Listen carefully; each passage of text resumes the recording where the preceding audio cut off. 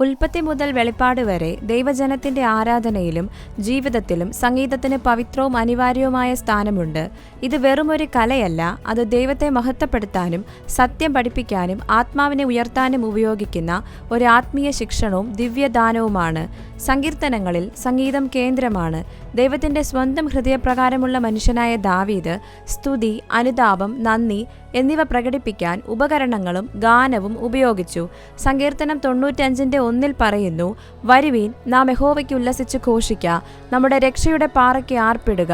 ദൈവത്തിന്റെ അത്ഭുത പ്രവൃത്തികളെ ഓർമ്മിക്കുന്നതിനും സഭയെ നീതിയിൽ പഠിപ്പിക്കുന്നതിനുമുള്ള ഒരു മാർഗമായിരുന്നു ഗാനാലാപനം.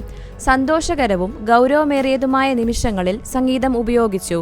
ദൈവം ചെങ്കടൽ വിഭജിച്ചതിനു ശേഷം മോശയും ഇസ്രായേല്യരും ഒരു വിജയഗാനം ആലപിച്ചു. ശൗൽ രാജാവ് പീഡിപ്പിക്കപ്പെട്ടപ്പോൾ ദാവീദ് കിന്നരം വായിച്ചു. ദുഷ്ടാത്മാവ് അവനെ വിട്ടുപോയി. സമാധാനം കൊണ്ടുവരാനുള്ള സംഗീതത്തിന്റെ ശക്തി ഇത് കാണിക്കുന്നു. പുതിയ നിയമത്തിൽ കൊലോസ്യർ 3:16 വിശ്വാസികളെ പൗലോസ് ഉദ്ബോധിപ്പിക്കുന്നു. സങ്കീർത്തനങ്ങളാലും സ്തുതികളാലും ആത്മീക ഗീതങ്ങളാലും തമ്മിൽ പഠിപ്പിച്ചും ബുദ്ധി ഉപദേശിച്ചും നന്ദിയോടെ നിങ്ങളുടെ ഹൃദയങ്ങളിൽ ദൈവത്തിന് പാടിയും ഇങ്ങനെ ക്രിസ്തുവിന്റെ വചനം ഐശ്വര്യമായി സകല ജ്ഞാനത്തോടും കൂടെ നിങ്ങളിൽ വസിക്കട്ടെ. ഇവിടെ സഭയെ പഠിപ്പിക്കുന്നതിനും പ്രോത്സാഹിപ്പിക്കുന്നതിനുമുള്ള ഒരു മാർഗമാണ് സംഗീതം. സ്വർഗത്തിലെ സംഗീതവും വ്യക്തമായി ചിത്രീകരിച്ചിരിക്കുന്നു. വെളിപ്പാട് 14:3 വിവരിക്കുന്നത് വീണ്ടെടുക്കപ്പെട്ടവർ ദൈവത്തിന്റെ സിംഹാസനത്തിന് മുന്നിൽ ഒരു പുതിയ ഗാനം ആലപിക്കുന്നതിനെയാണ്.